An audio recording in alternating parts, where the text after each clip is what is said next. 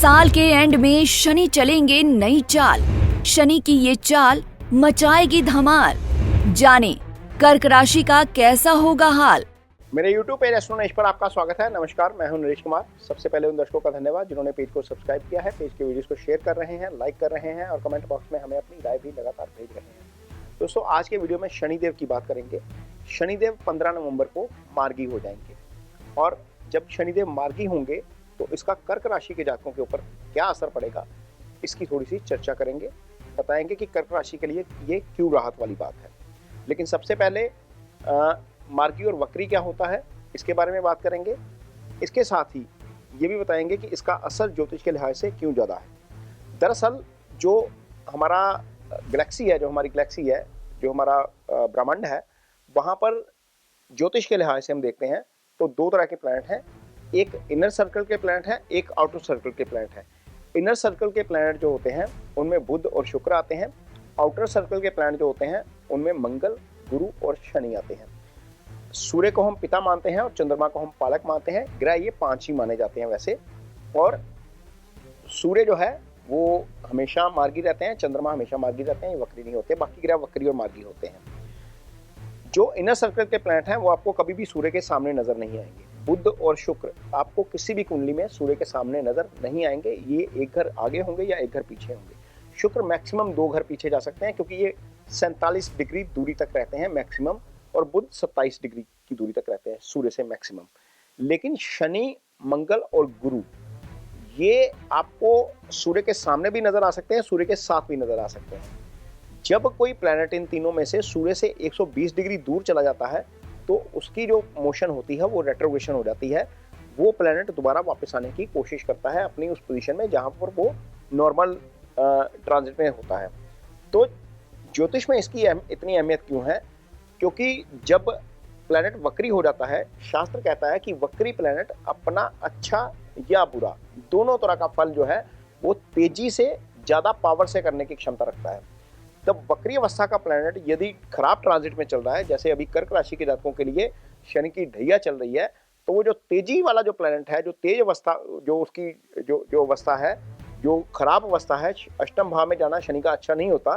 तो यहाँ पर जो शनि के खराब फल हैं वो उसमें ज़्यादा खराबी आ जाती है, या वो ज़्यादा खराब फल करना शुरू कर देते हैं।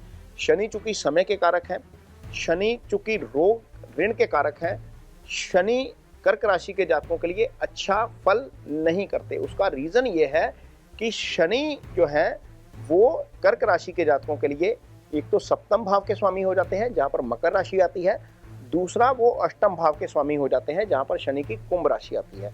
तो चंद्रमा की राशि के लिए शनि वैसे भी अच्छा फल नहीं करते, भले ही वो अंतरदशा में आए या वो आप महादशा में आ रहे। कर्क राशि के बहुत सारे जातक हैं जो शनि की दशा में भी पैदा होते हैं। पुष्य नक्षत्र शनि का ही नक्षत्र है जो कर्क राशि के जातकों को मिलता है। तो स्टार्टिंग फेज काफी जो है वो कर्क राशि के जातकों का, खासतौर पर पुष्य नक्षत्र के जातकों का, वो ट्रबल वाला होता है। स्टार्टिंग जन्म के बाद का जो समय होता है वो कई बार बहुत कष्टकारक भी होता है। अब शनि जहाँ पर अष्टम भाव में गोचर कर रहे हैं, ये ढैया चल रही है, और ढैया में ही शनि जब वक्री अवस्था में आ गए तो यहाँ पर ये समय अच्छा नहीं चल रहा था। 29 जून से लेकर 15 नवंबर 140 दिन का पीरियड जो है ये बहुत अच्छा नहीं था। 15 नवंबर को शनि जब मार्गी अवस्था में आ जाएंगे तो 3 भावों से संबंधित फल कर्क राशि के जातकों के लिए जो खराब चल रहे हैं वहां पर थोड़ा सा सुधार हम उम्मीद कर सकते हैं। सबसे पहले तो यहाँ पर देखिए, अष्टम भाव में शनि पड़े हैं, तीसरी दृष्टि दशम भाव के ऊपर जा रही है। दशम भाव आपका कर्म का भाव है, आपके कार्य का भाव है, कारोबार का भाव है, आपकी नौकरी का भाव है। आप रूटीन में जो भी कर्म करते हैं वो दशम से करते हैं। जब शनि की दृष्टि है यहाँ पर, खासतौर पर शनि अष्टम में पड़े हैं, वो भी अष्टमेश होकर अष्टम में पड़े हैं और मारक स्थान के स्वामी होकर अष्टम में पड़े हैं, और वो वक्री अवस्था में रहकर दशम भाव को देख रहे हैं, तो निश्चित तौर पर वो आपके लिए कारोबार में बाधा डालने का काम कर रहे हैं। आपकी नौकरी जहाँ पर भी आप काम करते हैं वहाँ पर आपको उसका प्रॉपर क्रेडिट नहीं मिल पा रहा है, या आपको एफर्ट्स ज़्यादा लगाने पड़ रहे हैं। वो चीज़ सारी शनि की दृष्टि के प्रभाव के कारण हो रही है।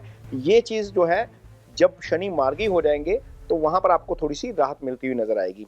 दूसरा, शनि की दृष्टि आप देखिए सामने पड़ रही है दूसरे भाव के ऊपर।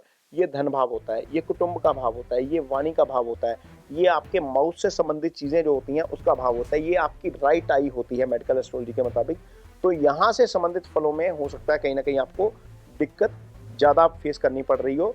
शनि के इस ट्रांजिट के कारण आपका एग्रेशन बढ़ जाता है, आपका टेम्परामेंट बढ़ने के कारण आप जो है वो ओवर रिएक्ट कर जाते हैं। कर्क राशि वाले जातक वैसे भी ओवर रिएक्शन ज़्यादा करते हैं, लेकिन जब शनि की दृष्टि आपके वाणी वाले भाव के ऊपर जा रही है तो निश्चित तौर पर आपके लिए थोड़ा सा प्रॉब्लमेटिक हो जाता है, क्योंकि ये जो प्लैनेट है ये जो प्लैनेट है ये नेगेटिव प्लैनेट है, और नेगेटिव प्लैनेट का प्रभाव किसी भी भाव के ऊपर उस भाव के फलों को खराब करता है।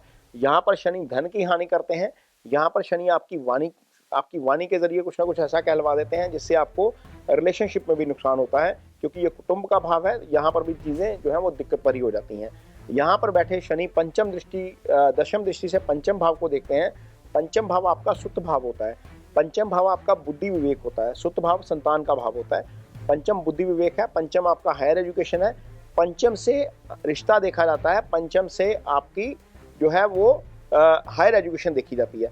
तो यहाँ पर जब शनि की दृष्टि और वो भी शनि वक्री अवस्था में है तो निश्चित तौर पर जिन लोगों के यहाँ पर प्रेगनेंसी चल रही है वहाँ पर कॉम्प्लिकेशन जो है वो होती हुई नजर आ रही होंगी।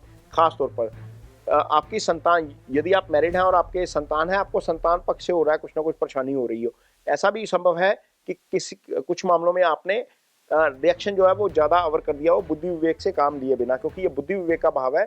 जब शनि इस भाव के ऊपर प्रभाव डालते हैं तो निश्चित तौर पर वहाँ पर आप कोई इंपॉर्टेंट फैसले लेते वक्त कई बार जल्दबाजी कर जाते हैं, जिससे आपको नुकसान हो जाता है।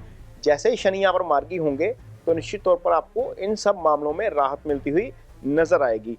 तो ये जो है वो कर्क राशि के जातकों के लिए शनि जो है वो मार्गी होंगे, और मार्गी अवस्था में अब रहेंगे शनि यहाँ पर अगले साल 13 जुलाई तक। लगभग 140 दिन के आसपास शनि जो है वो वक्री रहते हैं, और 225 दिन के आसपास का शनि का जो समय है वो मार्गी होने का रहता है।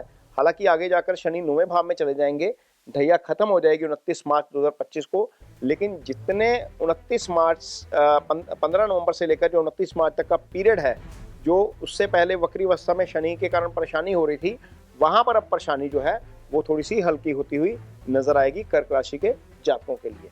यदि आपकी कुंडली में शनि की स्थिति खराब है, शनि आपकी कुंडली में राहु केतु एक्सिस में है, शनि मंगल या सूर्य से पीड़ित है, शनि 8वें या 12वें भाव में पड़े हुए हैं, तो आपको शनि की रेमेडीज जरूर करनी चाहिए। जिनके ऊपर शनि की ढैया चल रही है, 7.5 चल रही है, उनको तो रेमेडीज करनी ही चाहिए। अदरवाइज भी जिनकी कुंडली में शनि की स्थिति कमजोर है या अस्त स्थिति में है, उनको शनि का जो मंत्रास है ओम शन शनिश्चराय नमः का जप करना चाहिए। पीपल के पेड़ को जो है वो पानी दे सकते हैं, ये अच्छी रेमेडी है शनि की। यदि आपके अंडर लेबर काम करती है या आप ऑफिस में सीनियर हैं, आपके अंडर जूनियर काम करते हैं, उनके साथ आपका बिहेवियर जो है वो कॉर्डियल होना चाहिए। उनके ऊपर ज़्यादा गुस्सा मत करिए, क्योंकि शनि जो है वो मासिस के कारक ग्रह होते हैं। आप जितना मर्जी डोनेशन कर लीजिए, यदि आपका बिहेवियर आपके अंडर काम करने वाले लोगों के साथ ठीक नहीं है तो आपके लिए वो अच्छा नहीं होता, शनि उसके लिए अच्छे परिणाम नहीं करते। डोनेशन के रूप में आप काली उड़द की दाल शनिवार शाम के समय दान कर सकते हैं। दान करते वक्त और मंत्रास करते वक्त ओम शन शनिश्चराय नमः का जो जप करना है हमने, इसका जो बीज मंत्र है, ये करते वक्त आप अपना संकल्प जरूर लीजिए। संकल्प में आप अपना नाम बोलेंगे, अपना गोत्र बोलेंगे, अपनी राशि बोलेंगे, और जिस मकसद के लिए आप जो है वो ये रेमेडीज कर रहे हैं, ये उपाय कर रहे हैं, वो बोलेंगे, तो उससे डेफिनेटली आपको शनि के जो खराब प्रभाव आते हैं उनसे मुक्ति मिलने में सहायता मिलती है। ये वीडियो आपको कैसा लगा, इस पर कमेंट बॉक्स में अपनी राय जरूर दीजिए। यदि ये वीडियो अच्छा लगे तो उसे शेयर जरूर करिए, पेज को सब्सक्राइब जरूर करिए। इसके साथ ही मुझे दीजिए इजाजत। नमस्कार।